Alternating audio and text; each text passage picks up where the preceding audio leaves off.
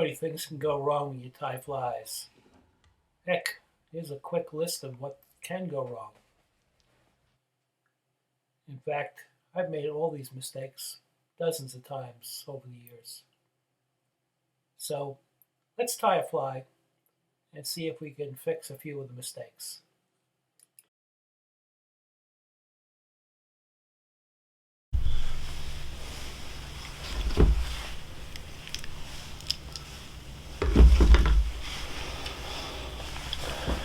Okay, let's see if we can address some of those mistakes.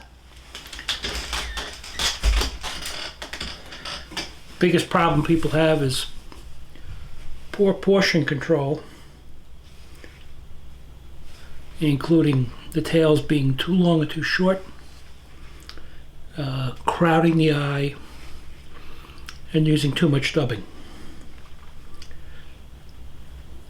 There's plenty of instructional videos online where you can see how to tie specific patterns, and my advice is to follow those instructions closely, because the people who are tying those flies literally spent hours dissecting how to tie the pattern and the best way to tie it and the best portions. So let's put our thread on and let's try to go about 2 eyelets back.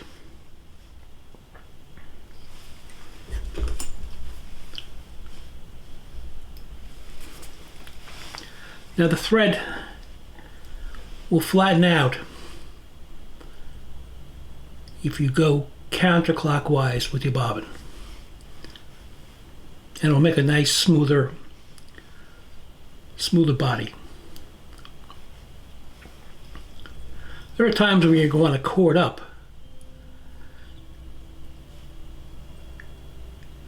and that's simple by spinning it clockwise. For our demonstration, we're just going to tie a quick Puff Daddy, starting with some olive dubbing. And the dubbing first needs to be carded or pulled apart so the fibers are loosely aligned, and you can break it up into smaller pieces so you have a less chance of overdubbing. So I'm going to put a small thin noodle on the thread.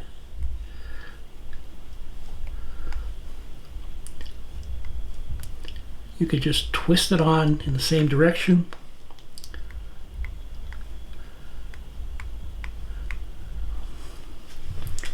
And start wrapping back a little bit till about the bend of the hook. Then work your way forward, nicely even, stopping where the tie-in point was. Next step, since we're going to use some CDC feathers, which I've already prepared in a clip, we're going to flatten out our thread again by going counterclockwise. We're going to split it. We're going to insert the CDC.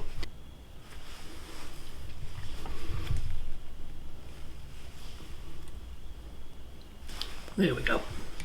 Okay, so I'm going to give the bobbin a nice gentle spin, uncording the thread, and very carefully splitting the thread. And they sell tools for this.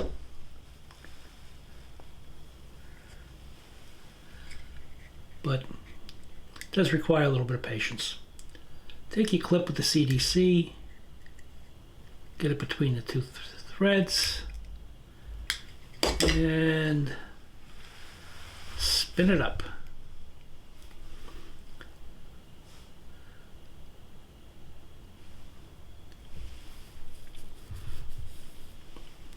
Another way tying this in would be to stroke back the tip of the CDC, exposing a little bit of the tip, tied in tip first, and then wrapping it like you would a hackle feather. You could probably do the butt first too. And you could probably just take the CDC feather and just shorten it up, tie it in, and use your fingers to smush it around the hook. There's no real right or wrong way of doing things, and that would be your first mistake, is learn some of the techniques and realize that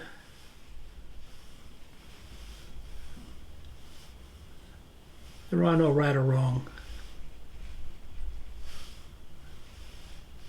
Another mistake people do is not tying flies they fish all the time.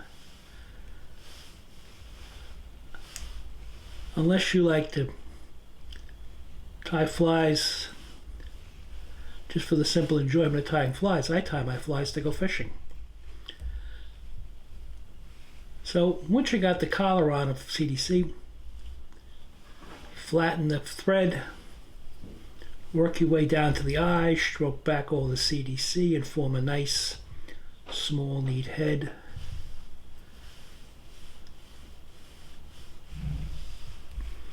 And whip finish. Now, these tools kind of mystify people. Nothing to it. Put the end over the thread, put the thread behind the loop end at the end by the handle, put it on the hook, a couple of turns, working your way back a bit from the eye, pull it, snug it down. You can use head cement if you want.